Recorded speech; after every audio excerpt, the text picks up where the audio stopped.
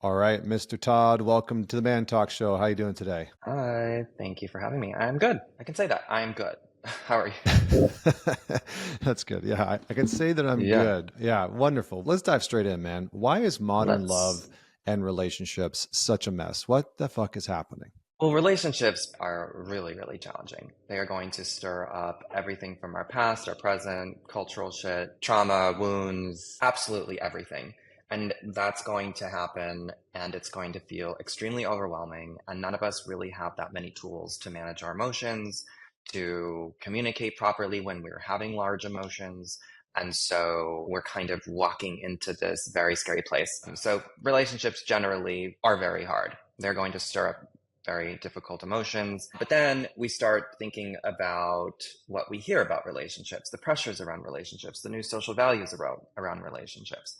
And I believe that that just exacerbates relationships. And we're told who to desire, what to desire, how a relationship should be, what a healthy relationship looks like. And now, more than ever, we're experiencing so much social pressure to have relationships that are basically perfect, and anything less, we're really encouraged to leave, which is not that simple. So there's a lot of external pressure, there's a lot of internal pressure, there's a lot of emotional challenge. And so cumulatively, it's just an entire mind fuck. What did you mean by the new social values of relationships? It seems as if any relational challenge lately is being reframed as something unhealthy. The pendulum has collectively swung from one direction, which is historically trauma wasn't addressed. We denied abuse, we denied violence, we denied practically everything. And so now, in response, I believe this is a collective, cultural, individual, familial, intergenerational, whatever trauma response where we've all become so hypervigilant around putting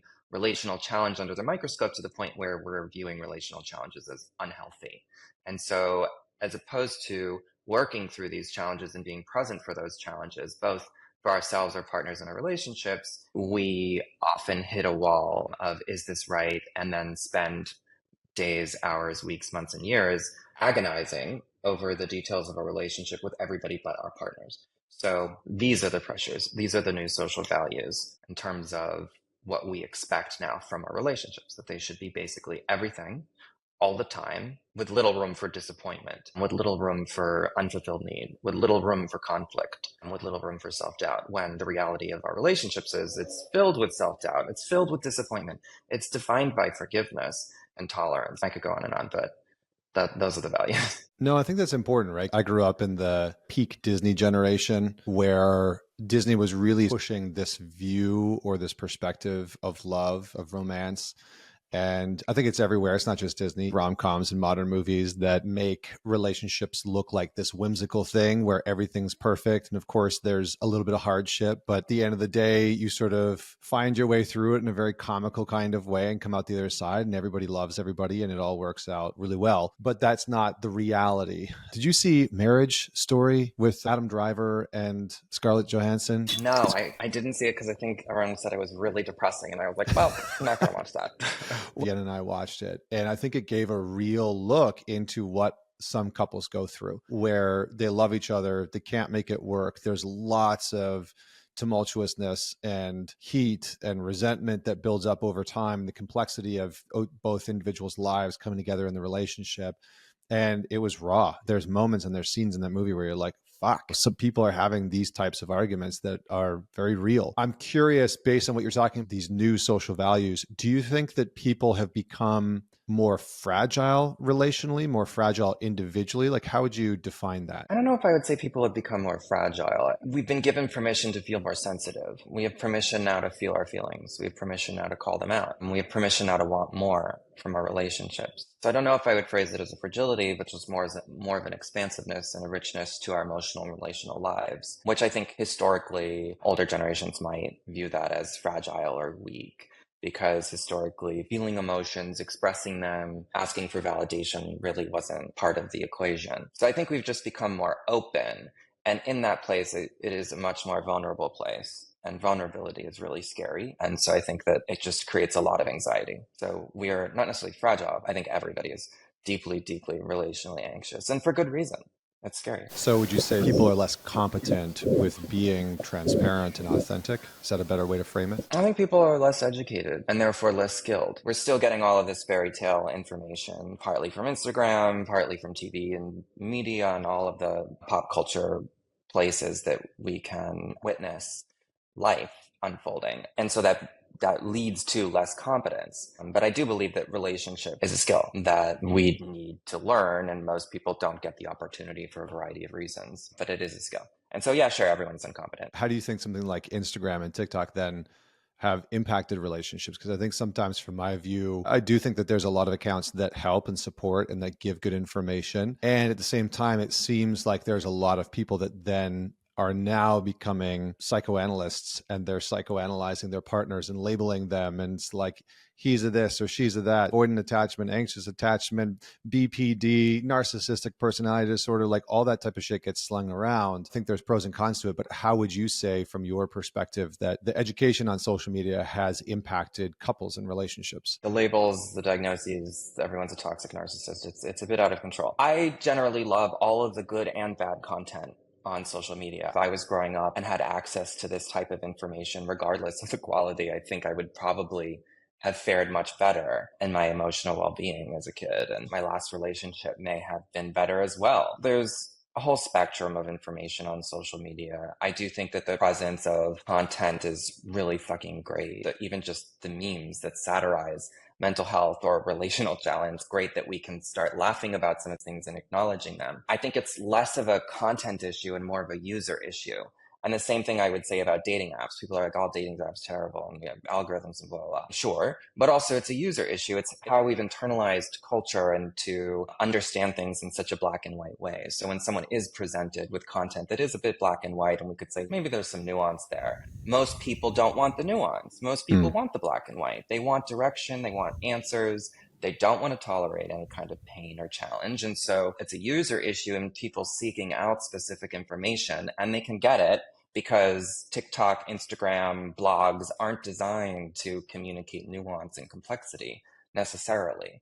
It's a marketing platform, essentially. A lot of it is, yes, informational, educational, but when it comes down to it, it's how do you get a soundbite into a very small image or a 60-second video that's usually being created for the purpose of getting some kind of engagement. So again, I mean, I think it's a cultural issue that we can see most people wanting this kind of black and white approach to life, similar to medicine, similar to this kind of biomedical view of identify disorder. That's generally the way that we think about quote unquote problems, is that we do take this very scientific way. Even if people aren't realizing it, the black and white, all or nothing approach is a scientific method. How do you think that people can use social media effectively to support themselves in their relationship or in dating apps? Because I think what you were saying is true to some degree. I do think that the apps play a big part in it, and the way that they're structured to sort of gamify and keep your attention. I do think that some of the apps have a role and responsibility in the shitstorm,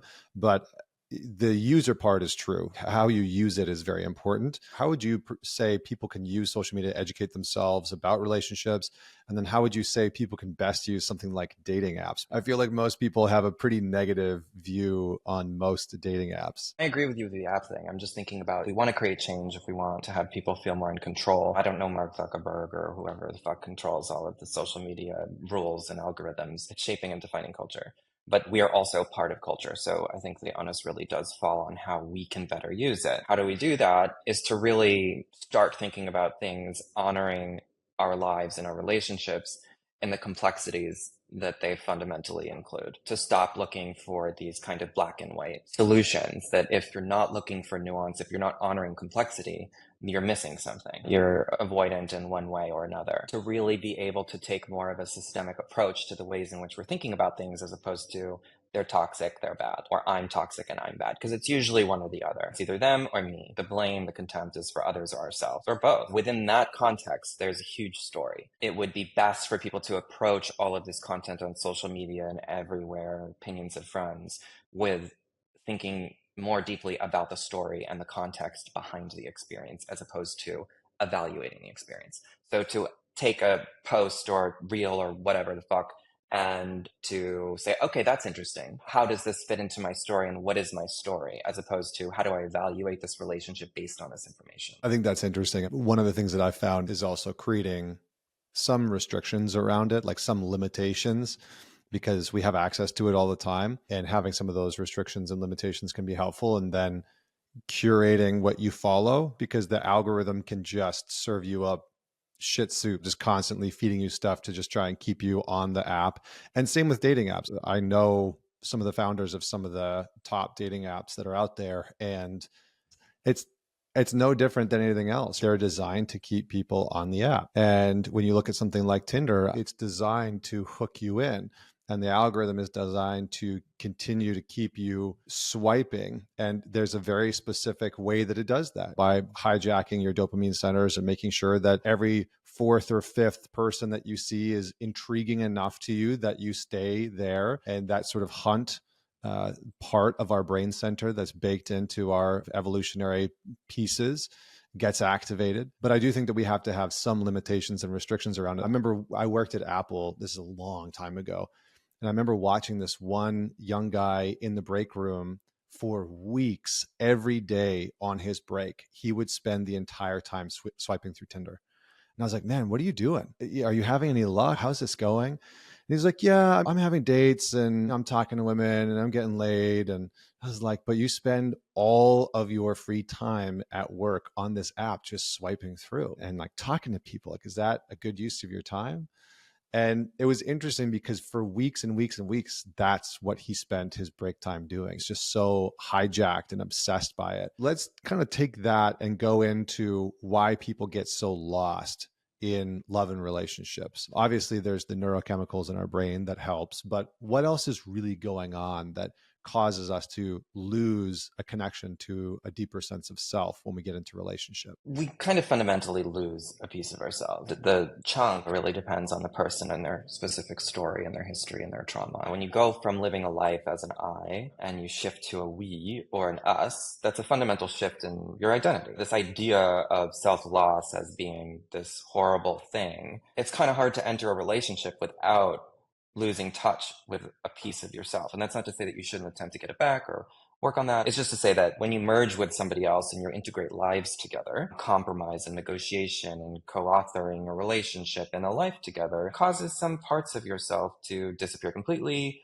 fall behind, take a back seat, whatever. And that's okay. And again, that's not to say that, leave it there, forget it. It's just to say that you can design and co-create your relationship however you want. But I just want to normalize that self-loss out of a relationship actually is pretty normal. That this culture and the culture within a relationship kind of requires it to some extent at varying levels depending on history. Yeah, why do we get so lost? And I think just to follow up with that, how can people gain a sense of strength or gain a sense of a broader context for who they are within a relationship? I think we have to start with each specific person's story. There isn't a specific reason why we could say collectively everyone gets lost. We could say, though, however, that collectively everyone gets lost because of something specific within their history, usually something specific with their attachment history and their experience growing up and how they learned to be themselves. So we have to rewind and start from the beginning to understand the present and why it is that someone may get lost.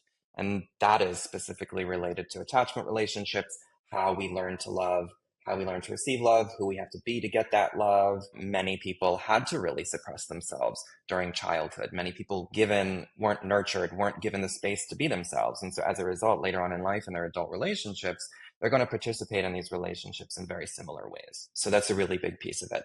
Another big piece of it is gender and the gender scripts that are often given to people based on traditional values. Another piece of it could be finances. I mean, there's a whole variety of reasons, but this is why I'm saying systemic approach to really understand the nuances in each little layer of the onion that is our self or relationship or whatever. But I really do think it comes down to understanding our history, our attachment relationships, and how we learned to do relationships and that blueprint and better understanding that in order to understand fully how we are showing up as adults in our relationships. How would you say our original attachments and the systems that we grew up in impacts the way that we communicate or do conflict, as an example? In all the ways we habituate and learn. We learn and habituate. If there are certain rules in your family, rules that define if you are allowed to bring up disagreements and disappointments, specifically how apologies work, how you fight or not, if you shove things under the rug until they build up until you can't walk and you're falling down, and that's when you bring it up. All of these rules and dynamics are established during childhood, adolescence, and even young adulthood and up until our 20s. And it's usually not until later on developmentally that we realize, wait a minute, something's not working. I want to make a change or relearn something. But those are the specifics in terms of the dynamics of how we express love. Is it through verbal affection? Is it through just spending time together? Does it involve a deep emotional connection, or does it just involve companionship? So there's a variety of different ways how this stuff shows up. How do you see that also influencing how people show up sexually within a relationship and express themselves or communicate what they want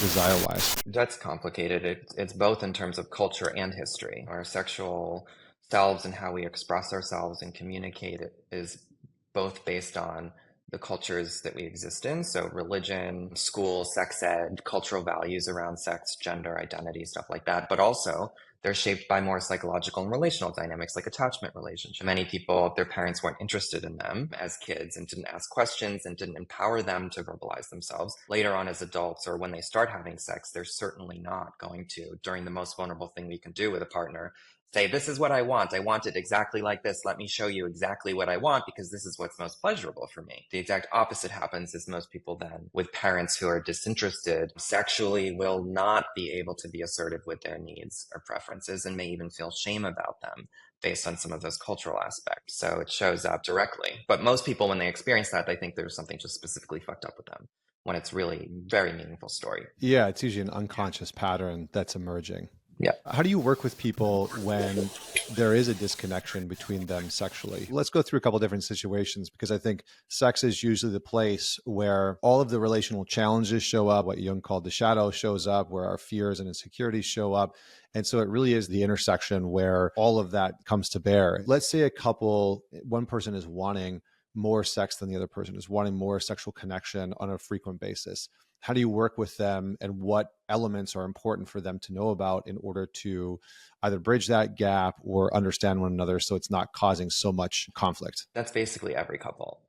It's really, really rare that in a long-term relationship spanning years or decades, that you're going to have two separate people with stressful jobs and lives that are going to want to have sex at the same time of day and at the same frequency and for the same duration. And it's just not going to happen. Every relationship is going to have some kind of mismatch at some point. And if you haven't gotten to that place, just wait, you will. So it's a pretty normal part of relationships that most people get freaked out with. They don't talk about. It becomes this huge issue. They enter my office, one person's crying. It feels completely undesirable and disgusting. And the other one feels so much pressure to do it that they can't do it. And it's this whole mess. And so the first thing is we have to normalize this idea that we're going to be in a relationship, we're going to fuck all the time. It's not realistic.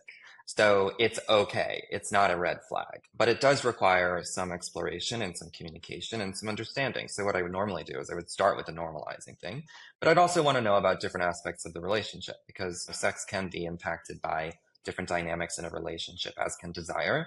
It can be impacted by stress at work. It can be impacted by physical illness. It can be impacted by loss and financial stress. And literally, absolutely every part of our life can impact our desire. So I want to know about all of that story. I want to know about the partner's story. There's a lot of storytelling. And so I want all of the details. I want the details about the sexual connection. Is there a sexual connection? For many people, the sexual connection they feel is just based on the beginning, the novelty of it. And then when that wears off, distance often occurs. So I just want to know about everything. What do you want? Most people are talking about, I want sex, more, which is vague. Most people aren't just talking about the quantity or the frequency. They're talking about wanting connection, because sex, most people relegate to this kind of salacious category that's separate from any kind of relational dynamic or any kind of love. But sex is an expression of love. If you're in a long-term relationship, some people could say that it is one of the biggest expressions of love. And by sex, I don't mean penetration. I mean any kind of naked, pleasurable exchange.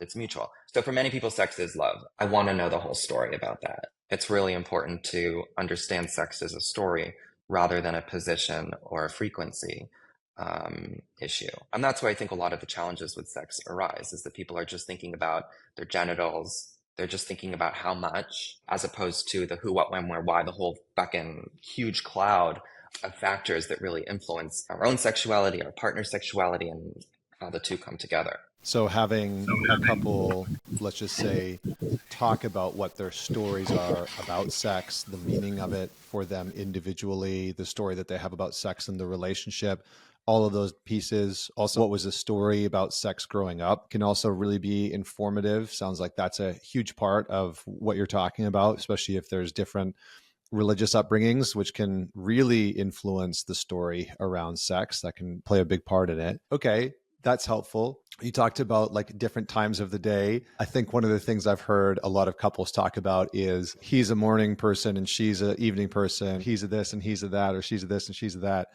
How do you bridge the gap between people that love to have sex at different times of the day? Because it seems like that's a fundamental, like biological thing, or maybe it's a habituated thing. How do you get couples to talk about that gap? It's like any other compromise, any other difference. If someone wants to eat at 6 and another person wants to eat at 8, you can either eat separately or not eat at all, or pick a time in the middle, or switch off. There's a variety of different ways that you could approach it, but what we're talking about is compromise and negotiation, which is what we do all the time. But when it comes to sex, avoidance, anxiety, and shame creep in, and so it really prevents the daily negotiation that we do sometimes automatically without even thinking about it. And so it becomes this whole thing of how do we do it? And then it becomes scary, and then it becomes risky. And then what most people then do is they just don't talk about it. But it's a negotiation just like anything else, where you have to compromise, you have to be empathic for your partner's story, what they want, with the hope is that you both want to please each other in one way or another. It sounds simplistic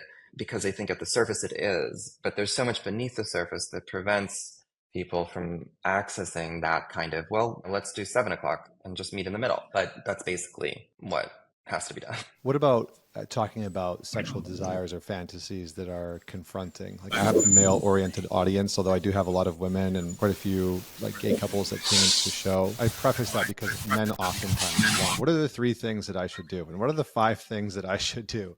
And so how do you recommend that a couple engages in the really sensitive, sometimes embarrassing conversations around here's how I want to fuck, or here's how I want to be fucked, or here's the role play or the fantasy that I want to enact that maybe you've never talked about? Like, how do you recommend a couple gets into that conversation when it can feel for a lot of people very confronting at the level?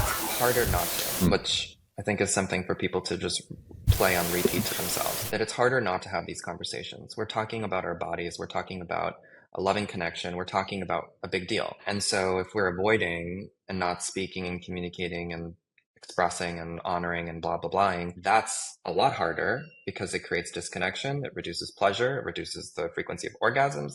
It could create resentment. The list goes on.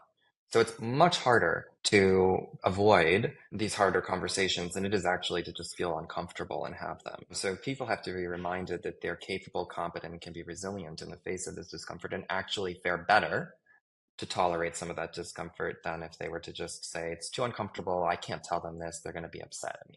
You're going to be resentful and you're going to feel a disconnect with your sexual connection. You may start pulling away. You may then convince yourself that you don't have a sexual connection with them, and so on and so on. So the real danger is not addressing it. So the first thing is to really understand that you are going to be uncomfortable, and that's okay. But at the beginning, if you've not ever talked about sex and you have a history where you grew up in a religious household that shamed any kind of non-traditional sexual expression, you're going to have shame and you're going to have anxiety. And I would go so far as to say that every single person has sexual shame and anxiety. You have to become aware of some of this stuff. If you want to work on your sexuality, which I think most people do in relationships, they want more pleasure, you have to start. You have to be prepared to have difficult conversations and understand what prevents you from having those conversations, which is perhaps maybe the more important or more specific part of this question, which is not how do you do it, but what prevents you from doing it? And then you have to start having these conversations. Yeah, it's like starting with what is confronting at an edge, but not so confronting that it seems unbearable or undoable. I think for individuals to start with, okay,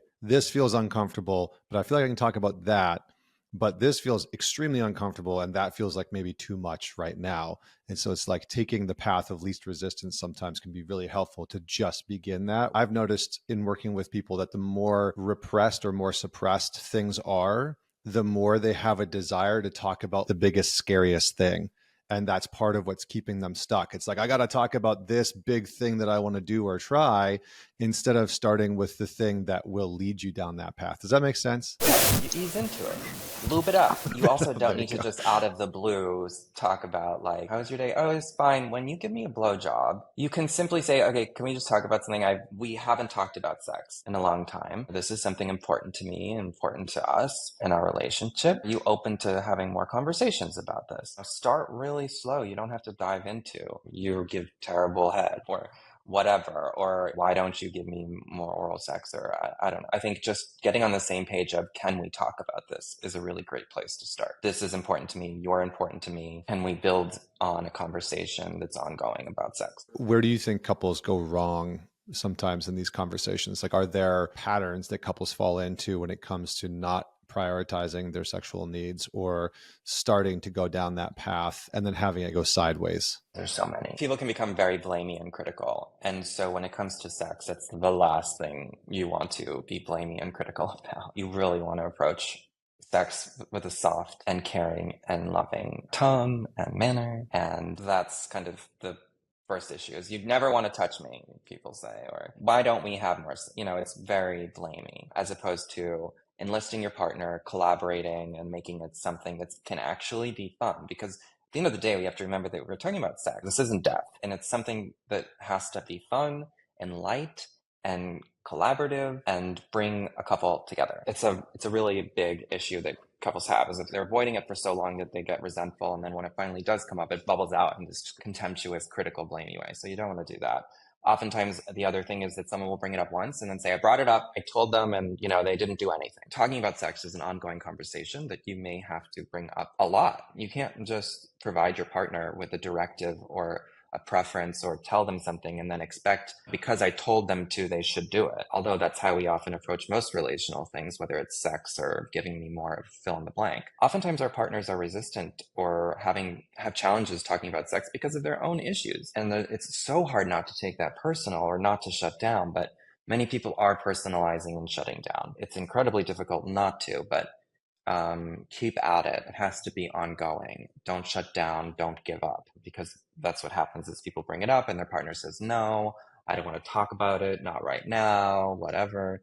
And then they never bring it up again. So you have to really, really wrangle that scared little kid inside of you and say, no, this is important to me. I'm going to bring this up again. I know this is important for us, blah, blah, blah. Yeah, I think that segues into the chapter in your book that was really great. And the chapter is Too Good to Leave, Too Bad to Stay. And I thought that was such a great title, because I think it really summarizes where a lot of couples are at, where a lot of people get stuck, where there's this resistance that starts to build up towards talking about the really hard shit. And those conversations never get had. And so the relationship is good in some ways, but then it's not great in others. And so can you just break down that notion of too good to leave, but too bad to stay, and how that manifests within couples relationships? It's a binary approach. It's a black and white approach that I think many people get to. It's a really hard place to be. I've been there. It's awful. But what I write about in the book is the third option. The people often get paralyzed. They want to make pro-con lists. They talk to everybody but their partner. And the third option is that this is a couple's issue. You have to talk about this with your partner. And the third option being is working on the relationship. That all relationships have good and bad parts. But most people, they hit a wall and then they feel paralyzed and don't know what to do. And then they torture themselves and probably their partner in the process, and saying this part's good and this part's bad. And I want to leave, but then what about this? This becomes an obsessive place without an end. And so because of that, it's really helpful to include a partner in this, because it's a couple's issue. When you're thinking about ending a relationship, it's something you want to include your partner in. I don't ever want to do a relationship alone again, meaning alone and not with a therapist. And so I do think that at that point, most couples are not equipped to handle their relationship or work through that question. And I do think that people need help. A therapist, a coach, whoever the fuck, an outside party to help guide you through that process, because it's too much pressure. I had somebody on the show. His name is Francis Weller. He's a therapist that specializes in grief, and he's wonderful. But he had this saying that just like it takes a village to raise a child, it takes a village to raise a relationship. He also talks about the relationship as this sort of third body, which I've always loved, that there's this sort of like third entity that your partner and you create when you come into relationship. And we forget that that relationship, that third body, needs nourishment, and it has a bunch of requirements. And one of those requirements is that it requires community, just like we do. And I wonder what your take is in our modern times where so much is virtual and online. Do you think that our relationships are starving for more community, not just us individually, but how do you see that playing in terms of having community for our relationship itself outside of our therapists or coaches? Relationship can't thrive on its own, at least not in the we expect our relationships these days to thrive. Doing what I did, I've really come to realize the diversity in relationships, that some people are perfectly fine having companionship without emotional connection, having a relationship without sex, having sex with other people, not having community, isolating themselves in the relationship. It's a personal thing. Ultimately, if I was to give my opinion, I would say yes. We need community. People need to have a sense of independence and friends outside the relationship, in the relationship. It's also fun to share friends and have new experiences. And it's a big piece, I think, maintaining a relationship and having that still feel fun and exciting. It's also kind of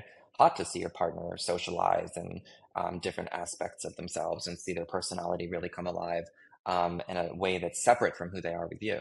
Yeah, I think that's a pretty important point. I mean, because you work with, couples of different styles and sexual preferences and choices. Do you find that straight couples and non-straight couples deal with very similar issues, or are there distinct issues between straight couples and non-straight couples? With more straight couples and increasingly more with queer couples, child care, child planning, family planning is more frequent. But that's not to say that queer couples aren't similarly having those conversations, but I think there's more pressure and there's more expectation and more urgency and anxiety around family planning and child care for straight couples, and just the roles then that unfold out of that creation of family in terms of mother, father, lover, partner, and negotiating all of that is difficult and challenging and ongoing. Sex, I often do see differences between straight couples and queer couples. Straight couples, it seems as if they are talking about sex less, and I do see a lot of queer couples that are talking about sex more. But in terms of the dynamics, the challenges, there's so much similarity beyond some of that in terms of what we want and this kind of universal fear of not being loved and what we all do to try and control or prevent that fear from happening. Do you think that there are certain challenges that are more distinct for queer couples than straight couples? Many of the queer couples that I see are addressing and managing and trying to unpack and understand non-monogamy more than some of the straight people that I see. Non-monogamy, polyamory, blah, blah, blah, is something that queer couples have been exploring for a longer time than straight couples. I think now, culturally, we've just started to give straight couples permission to do that as we expand and normalize a variety of different relational structures and sexual expressions. But more and more straight couples that I'm seeing are coming and saying, we're thinking about opening the relationship. It's freaky. We don't know. Whereas many queer couples are saying we're feeling pressure to open the relationship, or it is open, and how do we have the rules? And so it's a bit different. Let's touch on that, because I think that is a very common conversation. It's a very modern query about non-monogamy, being polyamorous, opening the relationship, that type of stuff. How have you seen that work, whether it's for straight couples or queer couples? How does that go? It goes in a variety of different ways. I think oftentimes people think that it's more problems or it's less problems if it's monogamous, or, it's usually evaluated based on how many problems it's creating. But relationships are problematic, whether they're open or closed or involve 5 partners or 2. It's hard to say, does it work or does it go well or what happens? What happens is there are problems. There are problems with people who are only sleeping with each other. There are problems with people who are sleeping with each other and others. There are problems with people who aren't sleeping with each other and only other people. I think fundamentally there are challenges that come up. The content might be different.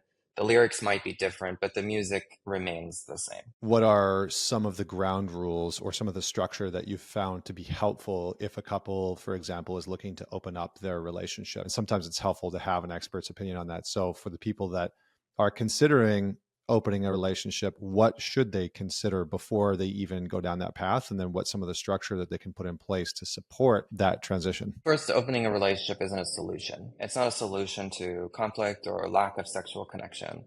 It will just create more sexual disconnection. Opening a relationship is more about a preference and a desire than it is about fixing something. Problems, the same problem, it'll still be there, whether you're open or closed. I could say communication is the most important thing. You know, we often say communicate, communicate, communicate, communicate. Some people don't want to talk about it. Some people want to know. Some people don't want to know. But I think from the very beginning, communication, establishing rules and exploring and expressing preferences and really being brave to share jealousy and really creating a safe space is necessary. And so oftentimes that is done through communication, through check-ins, through therapy, through reading, through a variety of different ways. But it's just important to create a safe space in a relationship for all sorts of things to be talked about and emotions to be held and to share what the preferences are. But those personal preferences have to be shared. The couple's going to open up the relationship and one person is wanting to have it open and the other person just wants to sleep with that one person and nobody else, or they both want to have the freedom. What are some of the things that people can put in place that will support whatever decision that they're making? If there's a mismatch in desire where one person wants to and the other doesn't, that's really hard. And that will require some ongoing conversation and maybe compromise on both people's parts and a real honest look at what you can and cannot tolerate, and maybe some experimentation. But the important part, I think, is that both people feel like they're on the same team, that it's a team approach, that it's not like you're doing whatever you want and I'm doing whatever I want and we're so separate. There has to be some kind of team approach where you're co-authoring these structures or rules or whatever. One person cannot unilaterally make these decisions. And so that means both that one person cannot do that, and also that the other person can't let the other person do that. You cannot just sulk down, withdraw, dissociate, and disconnect. And that's a recipe for disaster. So mutual involvement and teamwork is really, really necessary. How do you see things like power and power struggles showing up within sex in a relationship? I think it was Oscar Wilde. He said, everything in life is about sex, except for sex. Sex is about power. I love that I quote. thought it was Oscar Wilde, and I had that as a quote in my book. It's not Oscar Wilde. No one knows who it is. Annoying. Anonymous. But anyways, yes, great quote. Yeah. Anonymous. How do you see power showing up and power struggles showing up within sex? Because I think a lot of times when a couple is going through some type of power dynamic or some type of power battle where there's a one up, one down position, somebody feels like they're more entitled to things or they do more in the relationship or there's like an unfair thing that can really impact sex. How can a couple work out in the bedroom those types of power struggles? Sex is about power. And usually what comes up is powerlessness or disempowerment. And usually that surfaces as avoidance, silence, and withdrawal as an unconscious expression of powerlessness or anxiety or both. And that comes from attachment issues, childhood history, etc. Rarely do I see that it's just one person overpowering another one or their partner. It's usually a matter of powerlessness and withdrawal and a silencing of oneself that then requires a relearning of how to feel empowered in one's body and doing so with a partner, with someone else. So it becomes about more of a relational dynamic that triggers a sense of powerlessness for people that then requires that relearning of how do I empower myself? How do I prioritize myself? And those are the relational dynamics that often get missed when it comes to sex, is that most people focus on the mechanics and logistics and stuff like that, when it's really this huge relational dynamic with power being a defining feature of it, or disempowerment rather. Do you think that it's beneficial for a couple to talk about how they want to explore power sexually? I remember having a conversation with Esther Perel once, and we were talking about this. When men feel powerless in a relationship, that's where a lot of the issues stem from relationally. Like a lot of conflict happens when a man feels powerless. A lot of disconnection happens when a man feels powerless. And the same can be true for women. But her position was that men are especially sensitive to that. And it does seem like couples oftentimes are trying to explore their relationship to power in the bedroom. And so do you think that it's helpful for a couple to say, hey, here's how I feel powerless and I would love to explore this in the bedroom, or here's how I would love to feel powerful in this way in the bedroom? Do you think that that type of language or communication is supportive, or do you think there's a different way to frame it that maybe is going to land better? I love that. That sounds great. This is how I feel powerful. This is how I can feel empowered. How do you feel empowered? How do you feel powerful? With sex or not? I want to end with a quote that I found on your IG. You said, if your partner asks for something, just do it. Don't get into a whole thing. Don't get defensive. Don't evaluate if it's valid. Just do the thing that makes your partner feel loved. Love for you to unpack that and give some context for I mean, it. I got a lot of shit for that because people are I assuming bet. that when I'm saying that, I'm saying like if it's against your religion and causes you pain, just do it anyway. That's not what I'm talking about. You know, I'm talking about the things that we do for our partners because we love them, being reasonable things. Like if your partner is asking for more affection, hug them. So many people are being given directions by their partner of how they prefer to be loved, whether that's affection or spending time together or literally anything. And there's just simply not putting effort in doing that. The whole goal of being in a relationship is to really focus on how do I want to be loved? How do you want to be loved?